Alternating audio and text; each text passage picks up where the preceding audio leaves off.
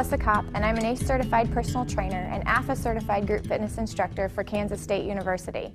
I'm here today to help you guys reach your fitness goals through the Walk Kansas program. Walking is really beneficial and it's easy. You can do it anywhere. If you're traveling, you can do it in the airport. If you're around your house, you can walk around your block. It's simple and it's easy.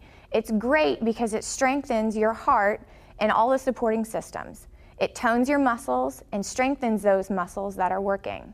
So before we get started today, if this is your first time getting started with an exercise program, be sure that you consult your physician before beginning to make sure that there's no exercise limitations. Before you begin, it's important to think of a goal that you're wanting to strive for. Maybe the first week you're only wanting to walk around the block. Maybe the second week you're wanting to walk a mile. It's important that you begin a journal, some way to track your progress and measure how much you're improving each week, because that's motivation for you to continue on with your workout program. If you're walking for weight loss, be aware that you should be doing it very often, usually 5 to 6 days a week. It's important that you take a rest day somewhere in the week. But if you're walking those 5 to 6 days, make sure you're trying to walk 45 to 65 minutes at a brisk pace.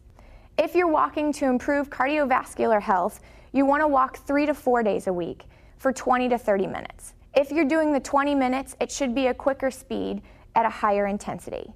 Some good ways to test whether or not you're at the right intensity level, there's 2 ways. One is called the talk test.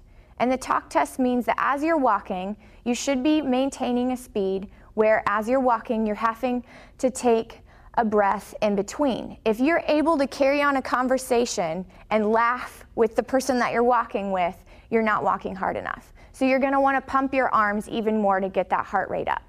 The second way to test your intensity level is called RPE. It's rate of perceived exertion. And it's a scale from 1 to 10 based on how you feel, how hard you feel like you're working. 1 being that you are sitting at home on the couch doing nothing. And 10 being that you are working so hard that you're about ready to pass out. When you're exercising, we need you to be working out at about a 7 or an 8.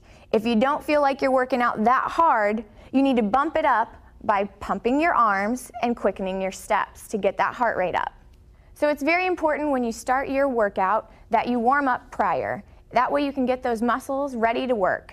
It's important that you do 3 to 5 minutes of a warm-up.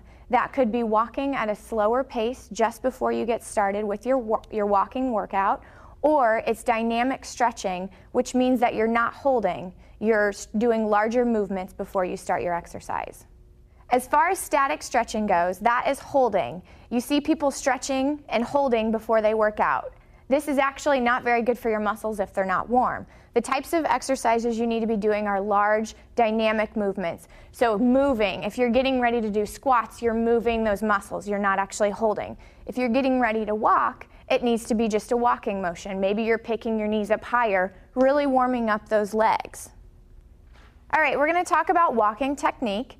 And it's really important that when you walk, you think about keeping your body elongated and walking tall. So as you walk, you're going to make sure that you keep your shoulders down and relaxed and away from your ears.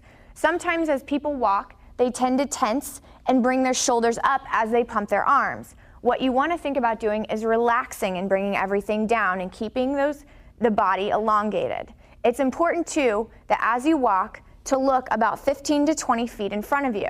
That's going to keep your chin parallel to the floor and your eyes up.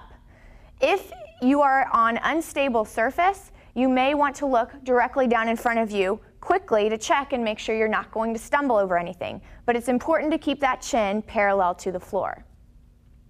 Also, as you're walking, it's important to keep your abdominals turned on.